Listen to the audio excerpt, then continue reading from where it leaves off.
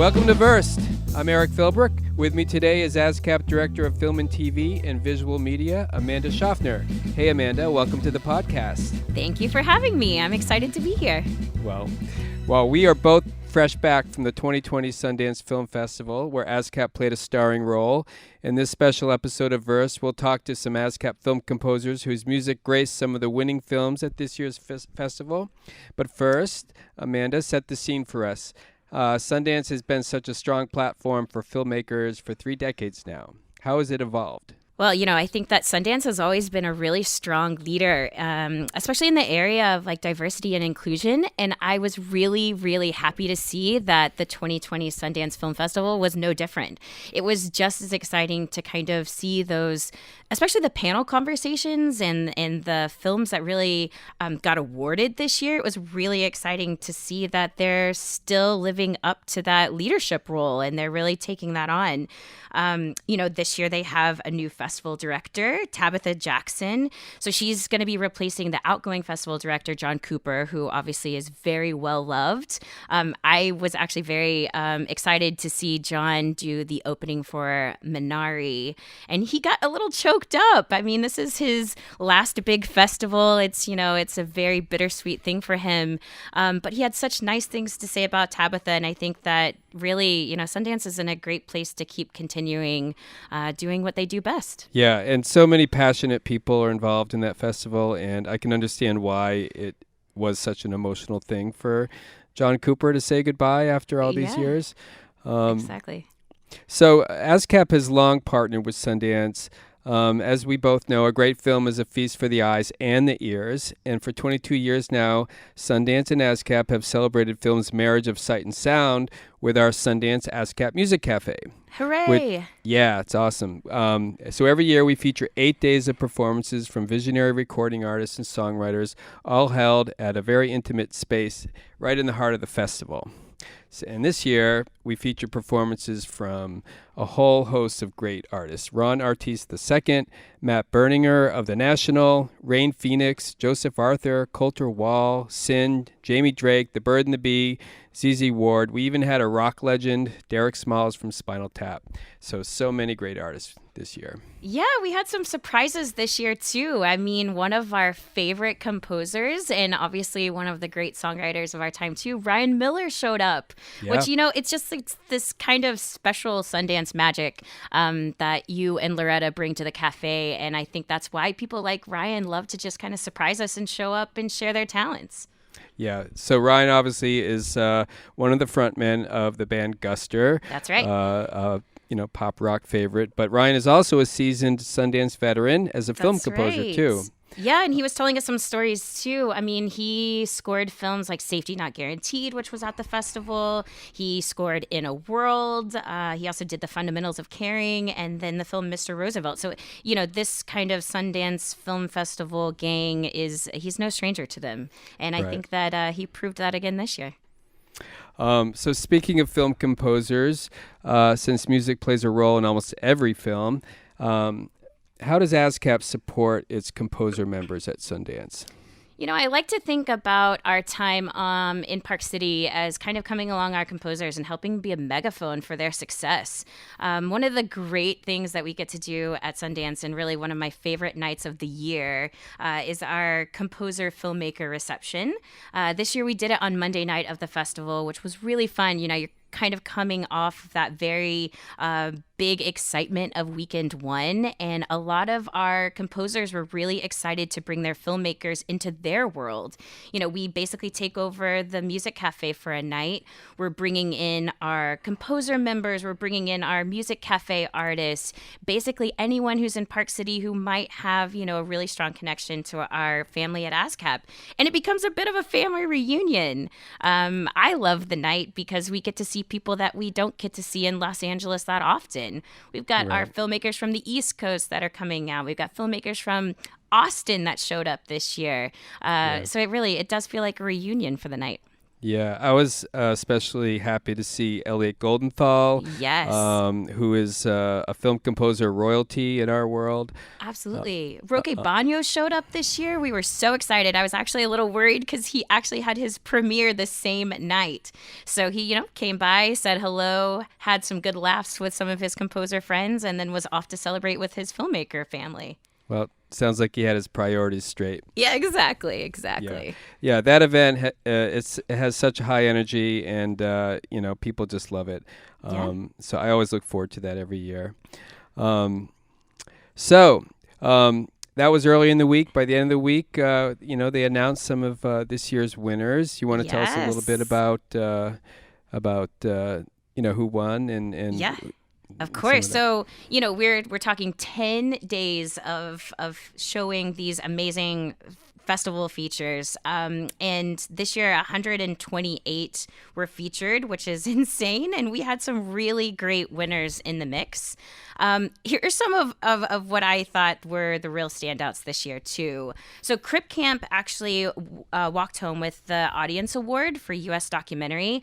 That was a film that was produced by Barack and Michelle Obama, and it features this really moving score by Bear Mccreary, who, our audience may know from The Walking Dead. He just did Godzilla. And what was fun about the cafe this year is that Bear actually stopped by to talk to us about that film, and, you could really tell that he spent a lot of time with the documentarian, and it shows in the score. It's really great. So Nenita Desai was also one of our great composers who was there in Park City, and she walked away with a win for this beautiful score that she wrote for a movie called The Reason I Jump. And it was the winner of the Audience Award for World Cinema Documentary. Then we had Jay Wadley, and Jay is no stranger to Sundance. This is his 5th Sundance in a row. This year he was with a movie called I Carry You With Me, and that actually won the Audience Award for Next and won the Next Innovator Prize, which that doesn't happen. Yeah, that doesn't happen every year. That the movie in Next takes both prizes. It was really well deserved on that film. And Courtney Bryan, who is one of our beloved New Orleans composers, scored this film called The 40-Year-Old Version, and it was the winner of the Directing Award for U.S. Dramatic, and I heard great things about this movie. Yeah, and I just heard that it has been acquired by Netflix, and we'll soon see it in theaters and on the streaming service. Yes, it did, which I'm very excited about because I didn't get to catch it at Sundance this year, so we'll have to have a movie night soon. And then you met Alex Sommers. Alex Sommers came by the cafe, and he scored this movie called Charm City Kings, and that won a U.S. Dramatic Special Jury Award for Ensemble Cast, and actually, has a tie to Puerto Rico, which I think was, really well felt this year, that movie. Absolutely. Very exciting. Yeah, that's all awesome news, and as luck would have it, I was able to talk to some of these composers and several more. Not an easy feat with so much going on at the festival. Not at all. Yeah, I can't wait to see some of these films. Yeah, me too. A lot of the films that were scored by Ascap composers are actually starting to premiere already. We had Miss Americana, which again was Alex Sommers. That came out on Netflix last Friday. That's the Taylor Swift documentary. We also have this movie called Downhill that was scored by composer Hauschka. And that stars Will Ferrell and Julia Louis-Dreyfus. It's supposed to be really dark and really funny, and that's coming out on Valentine's Day. And then we're starting to see all of these billboards around town this week because HBO actually premiered this movie called McMillions that was at Sundance and was scored by our Pinar Toprak, who did Captain Marvel. Oh, that's wonderful. Yeah. Well, thank you, Amanda. We're going to talk to you more later on in this episode about something near and dear to composers, cue sheets. But for now, let's get on with the show. Nenita Desai is a BAFTA Breakthrough Brit. She has scored countless BAFTA, Oscar, and Emmy-acclaimed productions. The PRS recently placed Desai at number 2 in their top 10 female writers whose work was most used in film and TV. She won Best Feature Film Score at the Music and Sound Awards in 2016. Her score for the video game Telling Lies is on the top games of 2019 for Annapurna Interactive and features an award-winning theme performed by the London Contemporary Orchestra. Upcoming series include Netflix original Bad Boy Billionaires and Quibi BBC NHU series Fierce Queens. Her passion for music technology has led to her working in music engineering with many top artists and bands, ranging from The Damned to Tori Amos. She worked with Peter Gabriel during the legendary Real World Recording Week sessions, and she has worked with many top world music artists, including Billy Cobham, Daniel Lanois, Jane Seabury, Nigel Kennedy, Sinead O'Connor, and Ravi Shankar. She scored this year's Sundance film The Reason I Jump, which won this year's The Audience Award for World Cinema Documentary. Here's my conversation with Nenita Desai. The film is based on a bestseller book called The Reason I Jump, and it has been written by a 13-year-old Japanese boy, Naoki Higashida, about 10 years ago. He was 13 years old, and he's non-verbal autistic. And what he attempted to do was to try to make the reader understand and feel what it is like to be autistic, i.e. neurodivergent. As ordinary folk, we are neurotypicals, but autistic people are regarded as neurodivergent. And so the film is an adaptation of the book, but what it straddles is you have 5 characters in the book, 5 characters in the film, who are all neurodivergent. They've got them from all over the world, and they are all non-verbal autistic. And so we have intense significant moments in their life experiences scattered throughout the film, and interwoven amongst those moments are extracts and passages from the book, which is very poetic and beautiful and cinematic. So we have very stylized sequences in the film to make you feel and understand what it's like to be autistic. So it's a very multi-sensory experience. I worked very closely with the sound designer to create the score. It's in 360 sound, in Dolby Atmos, and we're pushing the technology to the limits of its capabilities at this moment in time as a theatrical experience. So it was a very challenging, long process. I worked on the film for over a year, right the way through the editing, and I wrote a lot of music before actually seeing any of the images. I had long debates and discussions with the sound designer and the editors and the director, and we came up with a really strong concept. One of the aspects of the score is that I wanted to give the characters a voice, because they don't speak in the conventional way. Right. So I created, I gave them a musical voice where I used the human voice. We recorded I took extracts from the book, which were in English, and then translated them into Japanese to be true to the original translation of the book.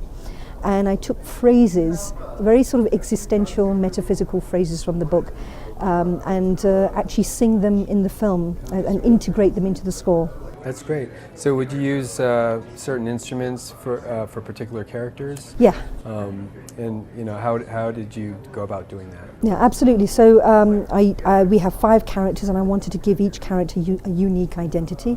So we used the human voice, but one of the characters is from Sierra Leone. So I used this beautiful handmade rhythmical hand-pan instrument called the halo, which I play in the film. We found that the cello really resonated with Joss, another one of the characters. I had experimental recording sessions with an amazing cellist. Her name is Elizabeth Wiklander, and she's Swedish, and she's a great performer in the London Philharmonic Orchestra, but she's also autistic. And she's a national ambassador for the National Autistic Association in the UK. She's created TED Talks, and so I really wanted to be as authentic as possible to the score and to the film. And so she came and contributed, and it was such a sensitive, immersive experience for me to work with someone that was autistic, because autistic people feel things very, very deeply. They're hypersensitive to their environment and to sound and music as well. So that was very important to me, to be true to the film and the original writings in the book. Now I understand that you're an engineer as well as a composer. Did you get this gig because you have sort of this added layer of understanding of sound and technology? Yeah. So my early beginnings are as a sound designer on feature films. And so for me, sound is music, and for me, silence is music as well. You know, it's the whole soundscape is all part of the same thing. So it's not. So I work very closely with the sound designer, creating a very immersive experience, taking found sound. So for instance, there'd be a scene where there'd be a whirling ceiling fan, and I'd take those elements of found sound from the film soundtrack, and then build rhythms and build musical pieces using those elements as found sound. A lot of manipulation. I use granular synthesis and on the human voice. There was a reason for every technique and element in the score, because I took aspects of autism. For instance, autistic people perceive time in a very different way. So they like loops and repetition and oscillations and cyclical elements, because it makes them, it's very cathartic for them. So I integrated those musical elements in the score. And they also, when they speak in a very fragmented, disjointed, broken way. So I'd start off with a piece of music where I'd have little elements of broken musical elements and fragments and few seconds of sounds here and there. And then we'd focus on the details, and then slowly as the piece evolved, it would sort of come into a whole sort of a flowing narrative piece of music where all the pieces of the jigsaw puzzle would come together. Yeah, that's great. Yeah. Filmmaking is such a collaborative art, and as a composer, you're working with new directors or new artists, new visions all the time.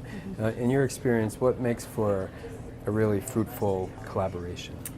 I think from a composer's point of view is to not just have a thick skin, but to realize that this is a collaborative team effort.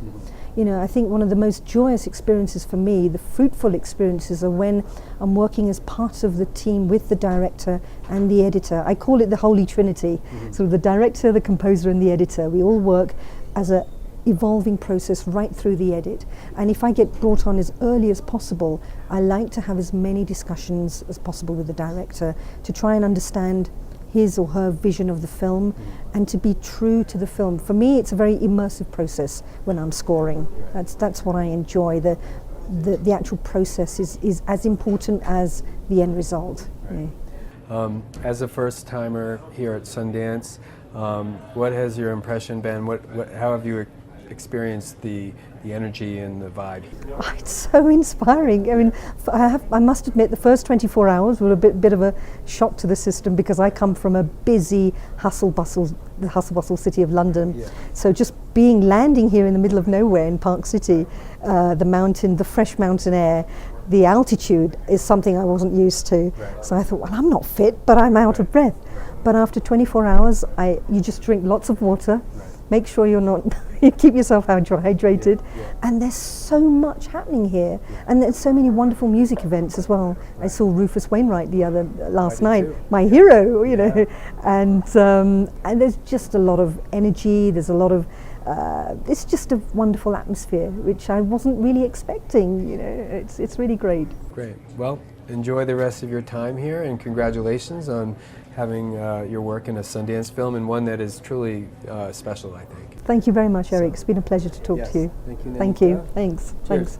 Alex Sommers is an American composer and producer who currently resides in Los Angeles, having spent most of the last decade living in Reykjavik, Iceland, where he studied visual art at the Iceland Academy of the Arts. He first rose to prominence in 2009 with Rice Boy Sleeps, his ambient album collaboration with partner Jonesy from Sigur Rós. Following the highly acclaimed Rice Boy Sleeps project, Sommers co-produced Jonesy's 2010 debut solo album, Go, and went on to play keyboards and guitar on the album's world tour. He then began expanding his production work by opening his own recording studio in Reykjavik, where he co-produced and mixed Sigur Rós's 2013 album, Valtari.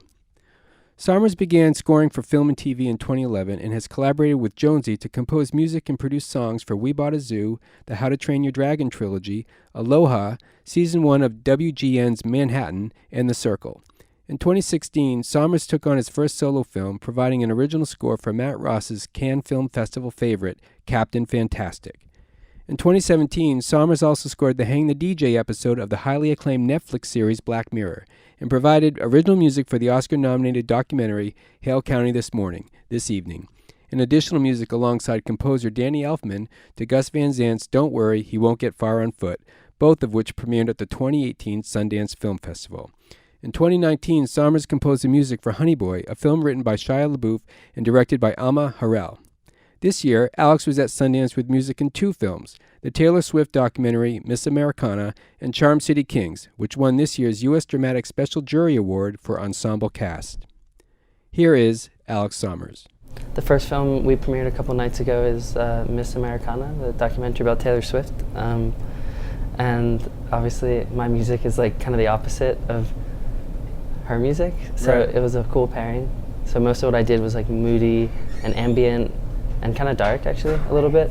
So kind of scoring the moments of her like inner turmoil and challenges that she's faced in the last few years in her life and in her music career. And so yeah, it was fun. It was fun to be pushed up against, you know, more like sugary pop stuff. It was really fun, and the team around that film are like amazing. You know, Lana, the director, is really clever, and That's right. Tremolo Productions are really cool, and they gave me a lot of space to just do what I do. So did she know your music and knew what you would bring to the table, or did she actually have an idea to create sort of this,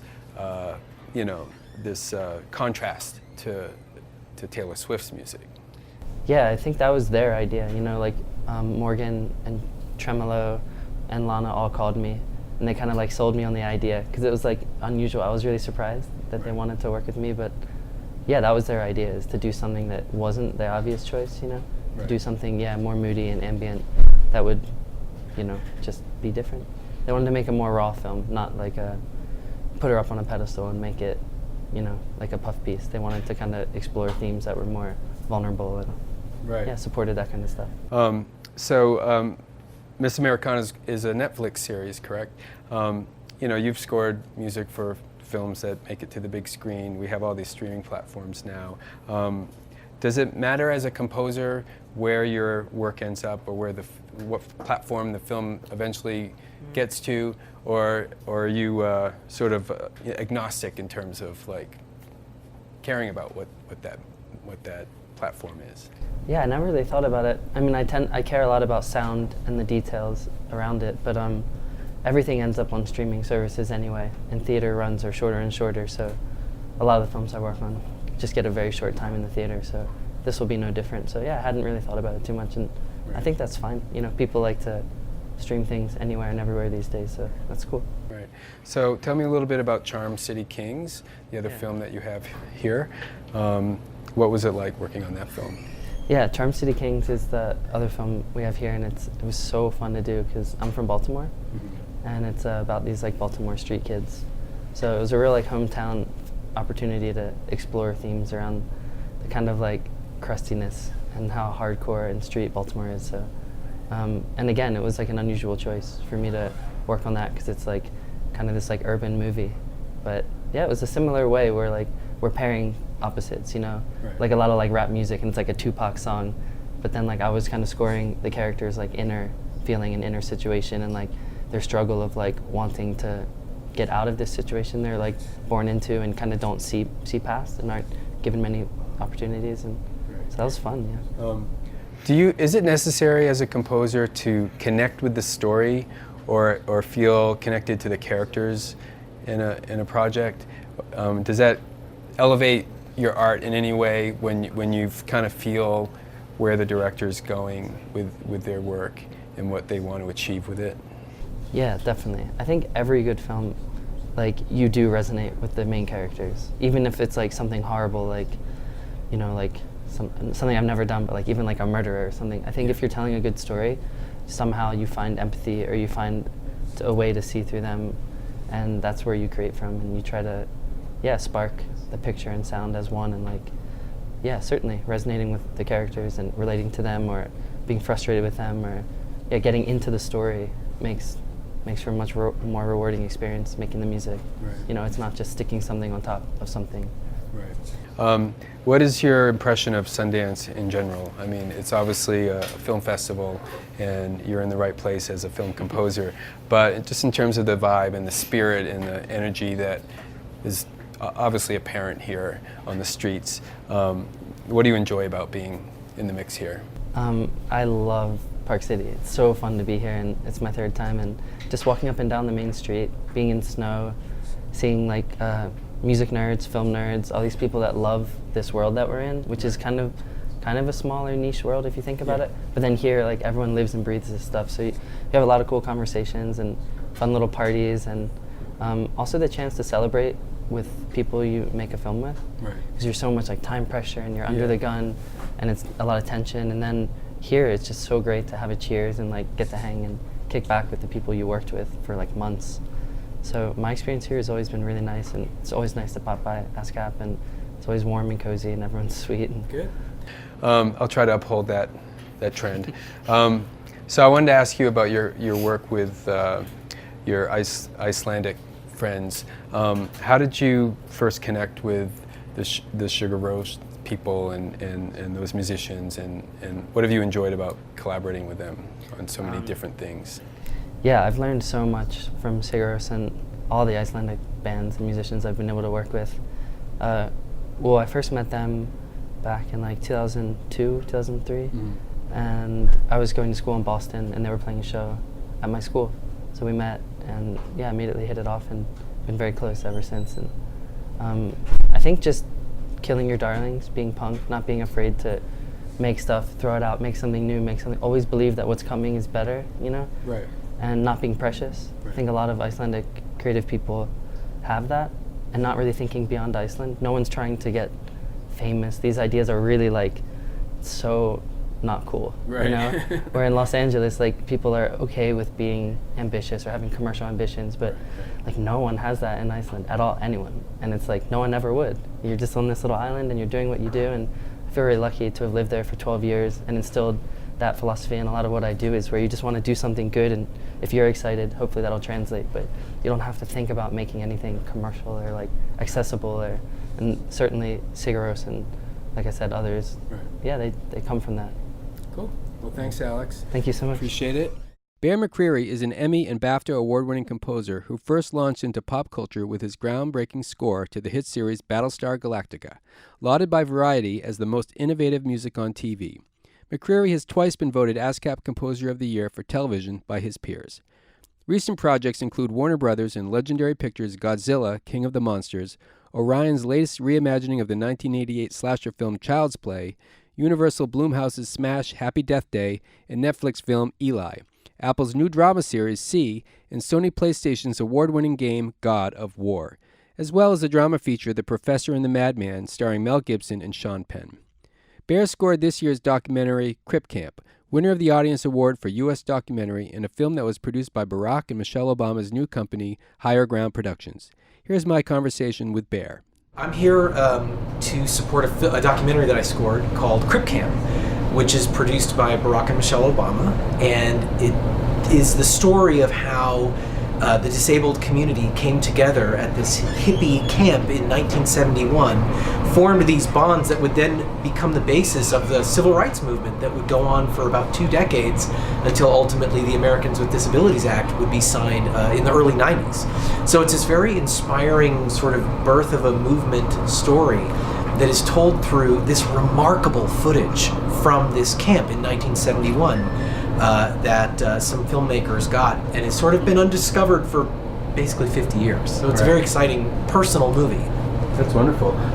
So since it's sort of a period, covers a certain period in our history, did you go to those sounds and those musical styles that were sort of pervasive at that time? Whenever you're scoring a doc or even a narrative film that's set in a time period, that's always a big question as to whether or not the score will reflect the time period or you allow source music to do that.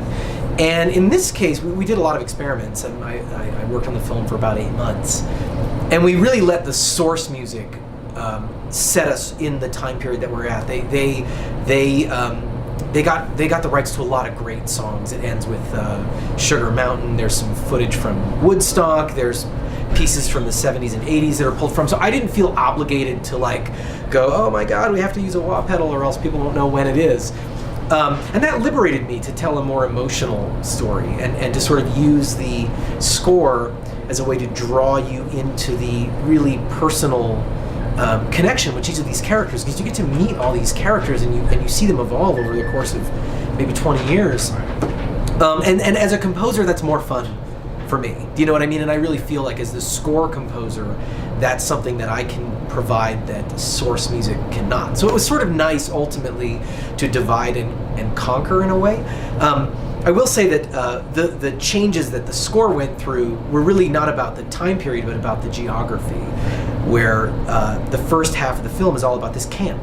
And I wanted to use acoustic guitars, very sort of, kept using the words organic or earthy, the music that feels like it's at camp.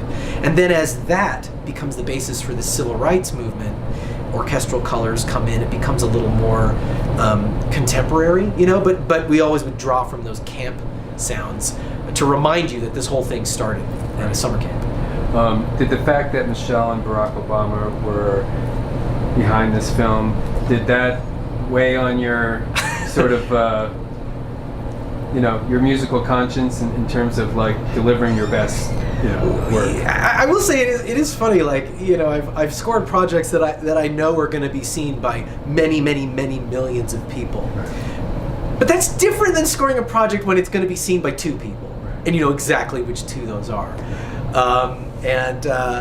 Ultimately, it certainly didn't affect me in any kind of negative way. I think having Barack and Michelle lend their support to the film, everybody brought their AAA+ game, and the score is no exception.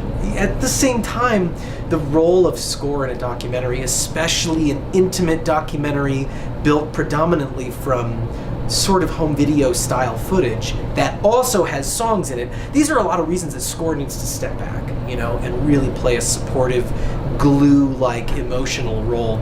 So if anything, I had to resist the temptation to be like, I want to show the Obamas how awesome this score can be. It's definitely not the film for that kind of music. So that was cool. I always love coming here, and like you said, the opportunity to get away is kind of rare, increasingly in my life, that I don't really have the capacity to carve out time to go on like vacations as much as I should. So being able to come here and sort of kill 2 birds with 1 stone, I get to support a film I believe in, and I get to kind of just get into a different environment. It's wonderful. I really look forward to it. And this is only the second opportunity I've had to come to Sundance, but I certainly look forward to coming back again. Jay Wadley is a composer and music producer currently working on the original score for Charlie Kaufman's upcoming film, I'm Thinking of Ending Things. His score for James Schamus's critically acclaimed directorial debut, Indignation, was featured in IndieWire's 10 Best Scores of 2016, received a Billboard premiere and a concert performance by the Winnipeg Symphony for Soundtracks Live. Recent projects include Tales of the City, the Emmy-nominated Raised in the System, the OA, the Sundance-winning short Lucia, Before and After, and the Emmy-nominated Long Shot. His films have played at Sundance, Telluride, South by Southwest, Berlin, Rotterdam, Tribeca, BFI London, the LA Film Festival, and the Montreal Film Festival, among others. Here is Jay Wadley. Welcome, Jay, to the Sundance Ascap Music Cafe. You are a Sundance Film Festival veteran, but this year you're here with a film called I Carry You With Me. Do you want to tell us a little bit about that and what kind of music was required of you? The name of the film is I Carry You With Me, and it's a sort of long love story that kind of takes place over 20 years. A gay couple from Mexico coming to New York to pursue Yvonne's passion and career goals of being a chef in New York City. So it's I think it's a pretty universal story that a lot of people are going to really connect with. It's I don't want to like say too much because there's some stuff that kind of like gives away some interesting turns in the piece. But it kind of takes place in 3 different time periods: them as young children in Mexico, then in Mexico as sort of adults, and then kind of coming into their own in New York, and then kind of more present day type of thing. That's right. So what kind of music did you create for it? Yeah. So. One of the things that Heidi and I really talked about is initially she was thinking of going in a pretty electronic direction, but we kind of found that this sort of mixture of super textural electronic stuff and string orchestra with a little bit of piano, a little bit like some little indigenous instruments here and there that we incorporated into specific scenes, and yeah, so it's kind of eclectic in that, and like some really washed out guitar stuff, but it's pretty moody and very, very colorful, because the whole score is kind of supposed to elicit this sense of memory. We're kind of looking back on this life and this journey of the two guys, and just like, you know, what they've been through and what they, you know, are achieving today. Right. And so, yeah, it just kind of has this super colorful palette that can kind of span all of these different ups and downs. Do you get emotionally invested in a project or with some of the characters and the story more so than other projects you might be working on? Yeah. I mean, and this one in particular, because it's actually based on two real guys who live in New York, and it's pretty remarkable what they've been able to accomplish and what they've done, you know, in the restaurant world, and meeting them and you know, kind of getting to talk with them. It's incredible to see what they've gone through, because, you know, I'm sure it wasn't easy growing up in Mexico, you know, being a gay young man, and, you know, they were treated pretty poorly. So, you know, I can't fathom what that's like, and then to you know, move to the U.S. and leave your family and try to make something of your own.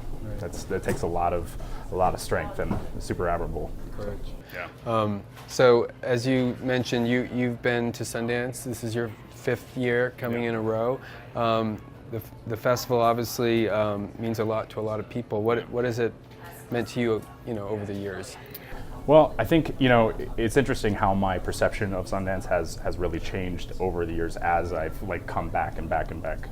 It's just, now it really feels like a community of people that I work with, I hang out in New York with, I go and see in LA, and it's like, you know, it's a wonderful community of creative, like-minded people that love cinema, and you know, that's my people. Right. So, you know, my first year, I think it was difficult because I was here with like a somewhat larger film, and while like it was amazing to be a part of that movie, I didn't really know that many people. So, you know, I was kind of spending a lot of time on my own. Right. But now it feels like a family. Like I walk down the street and I see like, you know, a familiar face on every block. So it's pretty awesome. Yeah. So filmmaking is a collaborative art. And obviously what you do entails, you know, sharing or understanding the vision of a director and the creative team behind a film. What makes for a successful collaboration in your view? Well, I mean, I think that's interesting to talk about, because I come from the world of classical music. That's what I studied in grad school, which is like very much like an auteuristic approach to writing, you know, concert music. So you're determining what the sound, what the instrumentation, and all of that is going to be. And honestly, I really now prefer working in this collaborative world, because I like bouncing those ideas off of people. And you know, you don't always agree, but you know, come to find something that really works for the better, to serve the narrative of the picture. And it's something that I really kind of get a high off of, honestly. Once you kind of hit that thing and you find that sound and that voice, it's really cool, because I always want like each of my scores to have a very unique voice for that particular film. You know, I don't want to just like regurgitate the same thing, and I think my work does kind of show that. Is like I don't really have like one particular sound, but I think I come to it with a particular perspective, in making sure that my score is like authentic to that specific film. And you know, it's all about communication and sort of like opening up those lines of creativity and feel like creating this safe space where, you know, you can throw out ideas and some will stick and some won't. You know. So. I wanted to ask you about your work with Charlie Kaufman on his next film. Can you talk about that? Yeah, a little bit, yeah. So, I mean, he's one of the most provocative, you know, filmmakers, screenwriters. What's it like to work with someone who has such a mystique, at least, you know, publicly? Yeah, I mean, when I got the call, my jaw was on the floor. Anthony Bregman is one of the producers on it, gave me a ring and thought I would be a good fit for the project, and he was one of the first producers I worked with when I came to Sundance on Indignation back in 2016 with James Schamus.